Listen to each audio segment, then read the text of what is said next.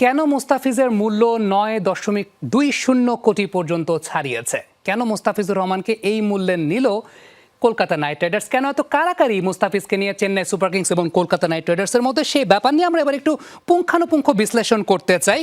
আমার কাছে ব্যক্তিগতভাবে যে বিষয়টা মনে হয় সেটা হচ্ছে মুস্তাফিজুর রহমানের মূল্যটা আরও ছাড়াতে পারতো। সেটা কেন মনে হয় সে ব্যাপার নিয়েও কথা বলতে চাই। তবে তার আগে কেন মুস্তাফিজুর রহমানকে নিয়ে আসলে এত কারাকারি হওয়াতে এক্সপেক্টেড ছিল সেই ব্যাপারটা একটু আলোচনা করি। প্রথমত, আইপিএলের টিমগুলোর কম্বিনেশনটা এরকম থাকে যে তারা প্রত্যেকটা দলেই বেস্ট 11-এ একজন করে বাহাতি পেসারকে তারা রাখেই হয়তোবা দুজন ডানহাতি পেস বোলার থাকেন, তার সঙ্গে একজন বাহাতি পেস বোলার থাকেন, এবং সমগ্র ভারতে খুব মানসম্মত বাহাতি পেস বোলারের একটা সংকট আছে, যে কারণে তারা প্রত্যেকেই কিন্তু বিদেশি বাহাতি পেস বোলারদের দিকে একটা বড় ধরনের দৃষ্টি রাখে।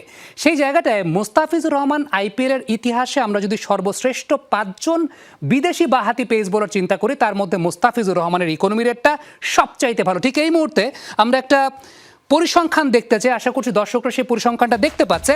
আইপিএলের সেরা 5 বাহাতি পেসার উইকেট শিকারের তালিকায় ট্রেন্ট বোল্ট 1 নম্বরে আছেন, যেহেতু তিনি ম্যাচ বেশি খেলেছেন। তবে আমরা যদি একটু বোলিং গড় এবং ইকোনমি রেটটা খেয়াল করি, বোলিং গড়ে ট্রেন্ট বোল্টের বোলিং গড়টা হচ্ছে 26.20, ইকোনমি রেটটা 8.38। মিচেল ম্যাকলেনাখান 25.39, ইকোনমি রেটটা 8.4। মিচেল স্টার্ক তার বোলিং গড়টা অর্থাৎ প্রতি 23 রানে তিনি একটা করে উইকেট পেয়েছেন, ইকোনমি রেটটা 8.6।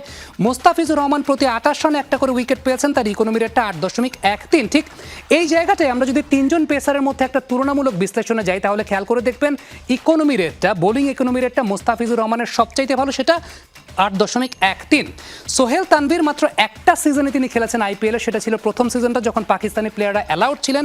সেই সময়টাতে সোহেল তানভীর 6.46 ইকোনমি রেটে বোলিং করে গেছেন। সো সামগ্রিকভাবে আমরা যদি চিন্তা করি যে আইপিএলের ইতিহাসে যে সমস্ত বিদেশি বাহাতি ফাস্ট বোলাররা খেলে গেছেন, তাদের মধ্যে মুস্তাফিজুর রহমানের অবস্থানটা কিন্তু সবার চাইতে ভালো বোলিং ইকোনমি রেটের পার্সপেক্টিভের জায়গা থেকে। সুতরাং বিদেশি বাহাতি পেস বোলার যদি নিতে হয়, মুস্তাফিজুর রহমানকে নিয়ে কারাকারিটা পড়বে, সেটা খুবই স্বাভাবিক, এবং এই কারণেই প্রতি বছরই মুস্তাফিজুর রহমান কিন্তু আইপিএলের দল পেয়ে থাকেন। আবারও বলে দিই, আইপিএলের দলগুলোর কম্বিনেশন করে আসলে পেস বোলারদেরকে নেওয়া হয়। তারা যদি দলে 2 জন ডানহাতি ফাস্ট বোলার খেলায়, তাহলে একজন বাহাতি ফাস্ট বোলার তারা খেলাবেই, এবং বেস্ট 11-এ যদি তারা একজন ডানহাতি ফাস্ট বোলার খেলায়, তারপরও একজন বাহাতি ফাস্ট বোলার তারা খেলাবেই। সো এই জায়গাটায় মুস্তাফিজের সুযোগ পাওয়াটা আইপিএলে সেটা অবশ্যই অবধারিত ছিল।